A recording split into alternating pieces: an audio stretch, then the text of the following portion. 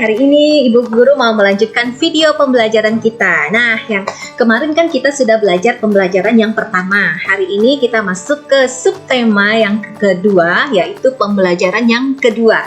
Nah, tapi sebelum Ibu memulai video pembelajaran hari ini, kalian jangan lupa tekan tombol subscribe ya anak-anak ya.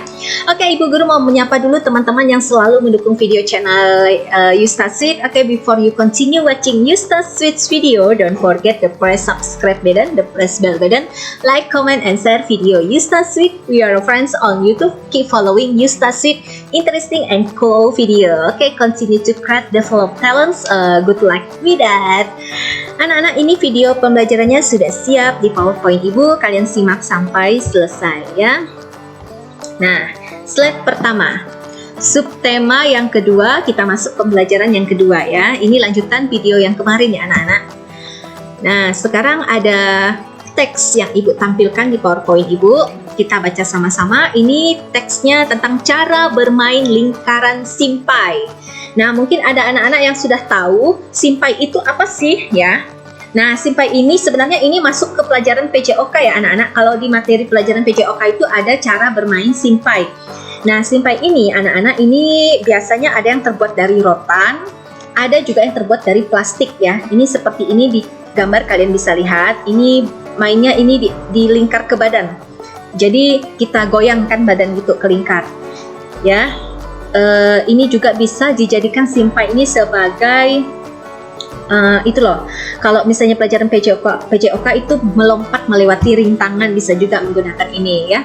Nah, sekarang kita lihat cara bermain simpai. Siswa dibagi menjadi beberapa kelompok yang jumlahnya sama banyak. Ini kalau dilakukan di sekolah ya anak-anak ya. Di sekolah kalian ini bisa juga dilakukan di rumah ya.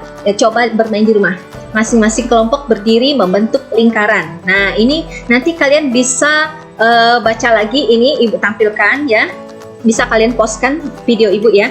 Nah, Ibu lanjut dulu. Apa yang digunakan Benny dan teman-teman dalam bermain lingkaran simpai? Nah, yang digunakan adalah anak-anak bermain simpai pada teks yang tadi ya anak-anak ya. Teks sebelumnya. Yang kedua, benda apa yang digunakan Benny dan teman-teman dalam memetik jambu? Menggunakan galah. Galah itu kayu yang panjang yang biasa digunakan untuk mengambil buah yang ada di pohon ya anak-anak, disebut galah. Bagaimana bentuk benda-benda tersebut? Simpai bentuknya lingkaran, galah berbentuknya seperti tabung. Coba Ibu tampilkan dulu slide yang sebelumnya ya. Nih, masing-masing kelompok berdiri membentuk lingkaran. Salah seorang siswa memegang simpai dengan posisi sampai di atas kepala. Setelah diberikan instruksi oleh guru, siswa yang memegang simpai memberikan simpainya kepada teman yang ada di sebelah kanan dengan meliupkan tubuh ke kanan. Penerima simpai juga meliupkan tubuh ke kiri dengan posisi tangan di atas kepala. Kemudian dengan gerakan meliuk ke kanan, penerima simpai memberikan lagi simpai tersebut ke teman yang ada di sebelah kanan. Kegiatan dilakukan berulang-ulang hingga sampai kembali lagi ke pemegang awal. Kelompok yang paling cepat menyelesaikan instruksi menjadi pemenang. Ini kalau keadaan normal ini bisa dilakukan di sekolah ya, misalnya pada saat kita olahraga. Ini kalau di sekolah ya anak-anak ya. Nah, sekarang kita lanjutkan tadi pertanyaannya. Bagaimana bentuk benda-benda tersebut? Simpai bentuknya lingkaran, galah bentuknya seperti tabung panjang ya. Lalu 4. Bagaimana wujud benda-benda tersebut? Simpai dan galah termasuk benda padat. Nah, masih ingat kan ini ada hubungannya ke pelajaran bahasa Indonesia tentang wujud benda. Ada wujud benda padat, wujud benda cair, ada wujud benda gas. Nah, sekarang kita masuk ke benda padat ya. Benda padat banyak terdapat di sekitar kita. Benda padat mempunyai bentuk tetap. Ukuran benda padat juga tetap. Contoh benda padat adalah simpai. Jika dipindahkan dari meja ke lantai, bentuk dan ukuran simpai tidak akan berubah. Jika simpai dipindahkan lagi ke lemari, bentuk dan ukuran simpai juga tidak akan berubah. Adapun dipindahkan ke berbagai tempat, bentuk dan ukuran benda padat akan selalu tetap. Nah, ini anak-anak, sifat dari benda padat itu, dia itu bentuknya selalu tetap, tidak akan berubah ya, dan dia itu sifatnya keras ya, padat, benda padat. Jadi beda dengan sifat benda cair dan benda gas ya. Kalau benda cair itu dia akan berubah bentuk sesuai dengan tempat wadahnya. Nah, sekarang kita masuk ke pertanyaan. Bagaimana bentuk benda padat? Nah, ini Ibu langsung kasih jawaban ya. Jadi kalian boleh ini dicatat ya. Bentuk benda padat itu selalu tetap walaupun dipindah tempatnya. Bagaimana ukuran benda padat? Ukurannya selalu tetap walaupun dipindah tempat. Apa yang terjadi jika sebuah buku dipindahkan dari dalam tas ke dalam lemari? Tidak terjadi apa-apa karena bentuk dan ukuran buku tetap. Ya. Keempat, bagaimana bentuk buku tersebut setelah dipindahkan? Bentuknya selalu tetap walaupun dipindah tempat. Apa kesimpulanmu? Nah, kesimpulan dari belajar benda padat tersebut.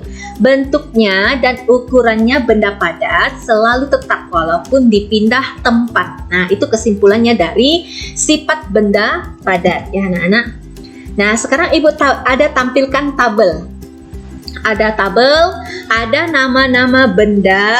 Nah, ini ada dia termasuk benda padat kah atau bukan benda padat? Kalau bukan benda padat, berarti dia bisa benda cair atau benda gas ya. Nah, sekarang kita lihat kursi. Nama bendanya kursi. Kursi termasuk benda padat, Ibu centang ini. Meja. Meja termasuk benda padat. Minyak. Minyak itu bukan benda padat, tapi dia benda cair. Vas bunga. Vas bunga ini adalah benda padat, maka Ibu centang di sini. Televisi, benda padat. Air putih, bukan benda padat, tetapi dia benda cair. Piring, benda padat. Gelas, benda padat. Sendok, benda padat. Penggaris, benda padat. Nah, ini sudah Ibu guru kasih jawaban ya, sudah ada tanda centang seperti ini ya. Nah, kalau kalian mau bikin di buku catatan juga boleh ya. Oke, kita lanjut. Pernahkah kamu bermain di rumah teman seperti yang dilakukan Benny? Bagaimana sikapmu ketika bermain di rumah teman? Nah, pada saat kalian bermain di rumah teman, sikap kalian seperti apa? Ini termasuk ke bahasa Indonesia ya anak-anak. Aturan yang ada di rumah, aturan yang ada di sekolah, aturan yang ada di masyarakat. Sekarang kita lihat ini kalau aturannya saat kalian bermain di rumah teman kalian ya. Saat bermain di rumah teman, sebaiknya mematuhi aturan-aturan yang ada di rumah temanmu. Contoh peraturan ketika bermain di rumah teman. Pertama, meminta izin sebelum meminjam mainan, ya. Jadi tidak boleh langsung datang ke rumah teman, langsung ambil mainan teman, nanti temannya bisa marah. Jadi izin dulu. Yang kedua, tidak curang saat bermain. Yang ketiga, merapikan mainan setelah bermain. Yang keempat, tidak masuk kamar tanpa izin. Jadi kalau pada saat kalian bermain di rumah teman, tidak boleh langsung masuk ke dalam kamar orang ya. Jadi kalian harus izin dulu, tidak boleh. Nah, lebih baik kalian di depan saja di ruang tamu seperti itu. Jadi tetap bersikap sopan ya anak-anak. Lalu masuk rumah teman dengan mengucapkan salam. Nah, bermain jangan lupa waktu. Mengucapkan salam ini maksudnya halo, selamat pagi. Nah, apa ada Budi di rumah? Seperti itu ya salamnya. Jadi jangan langsung masuk ke dalam rumah orang ya. Jadi ada tata krama etikanya ya anak-anak ya. Bermain jangan lupa waktu. Jangan lupa waktu maksudnya kalian jangan terlalu lama mainnya lalu sampai sore, lalunya tidak mandi, tidak belajar ya. Jadi bermain boleh tapi ingat dengan waktunya belajar seperti itu. Berpamitan kepada orang tua, teman sebelum pulang ke rumah. Meminta izin jika pergi bermain. Nah, itu. Kita lanjut lagi ya. Berilah tanda centang pada sikap yang menunjukkan mematuhi aturan dan tanda silang untuk sikap yang tidak menunjukkan mematuhi aturan. Nah, kita lihat di sini ya. Memasuki kamar pribadi orang lain tidak boleh, silang ya. Mengetuk pintu, mengucapkan salam ketika datang, centang ya. Tidak mengambil barang sembarangan, centang. Memakan dan meminum sesuatu tanpa izin, silang ya. Tidak membuang sampah sembarangan, centang. Seperti itu anak-anak. Nah anak-anak, sekarang kita masuk ke slide berikutnya. yaitu slide yang terakhir. Ibu mau mengucapkan sekian video pembelajaran hari ini. Simak video pembelajaran selanjutnya ya. Oke, terima kasih kalian sudah menyimak video pembelajaran dari Ibu Guru. Jangan lupa tekan tombol subscribe yang ada di bawah ya, tulisan subscribe. Habis itu tekan tombol lonceng. Jadi setiap Ibu Guru mengupdate upload video di YouTube, video pembelajaran, kalian selalu mendapatkan notifikasi di YouTube kalian. Jadi dapatkan pemberitahuan, oh Ibu Guru ada video pembelajaran baru. Jadi kalian selalu update seperti itu anak-anak ya. Oke, terima kasih atas kalian sudah menyimak video Ibu, sudah mengikuti video pembelajaran dari Ibu Guru. Oke, see you, bye-bye. Dadah.